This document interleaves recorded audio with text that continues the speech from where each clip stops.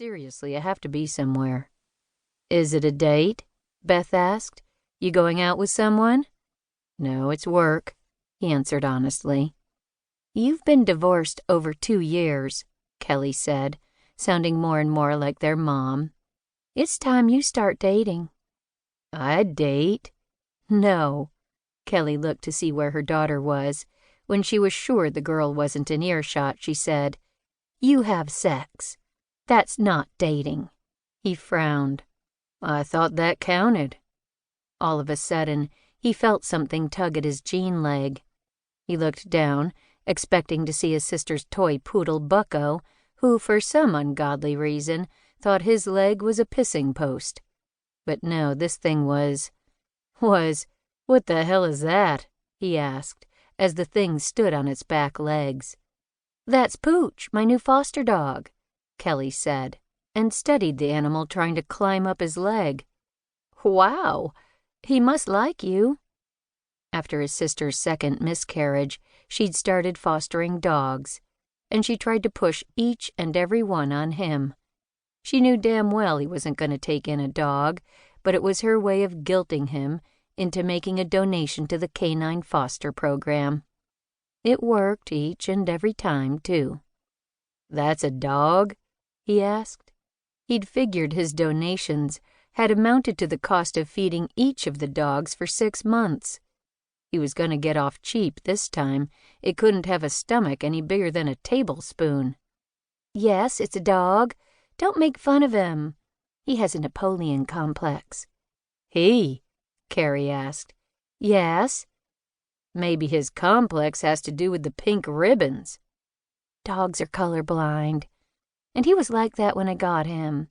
His name is Pooch, his sister offered, and studied the animal. This is odd. He doesn't like anybody. The thing kept trying to climb up his leg, so Cary reached down and with one hand scooped it up and held it a foot from his face. Be careful, Kelly said. Of what? He asked. I've seen mosquitoes that scared me more. The animal had black eyes. He brought the thing closer, and a pink tongue came out and lapped him on his nose. Oh my God!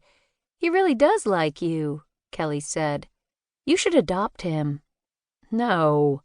He studied the animal closer. You sure it's a dog? It growled, almost as if insulted by Cary's comment. Yes, and he might be small, but he has the attitude of a pit bull. He bit Bucko. Bucko probably pissed on him. Are you going to let him get away with this? Beth jumped in.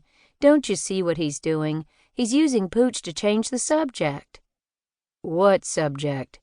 He pretended to be innocent and set the creature down. Kelly groaned. You're right, she said to Beth, and then glared at him. Don't you want someone real? Someone you can actually have a conversation with? Someone you could share more than a few bodily fluids with? I have conversations, he said.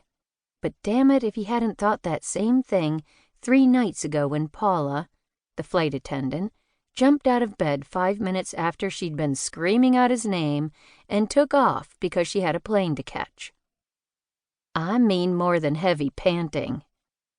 Cary grinned, ignoring that his sister's comments resonated a little too much.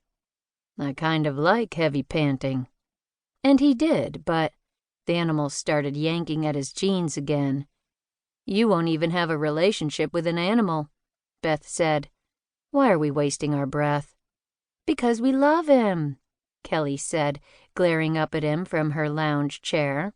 Because underneath all of that playboy attitude is a decent guy who deserves to be happy. With a dog. Not all women are like Corinne. You have to give love another shot.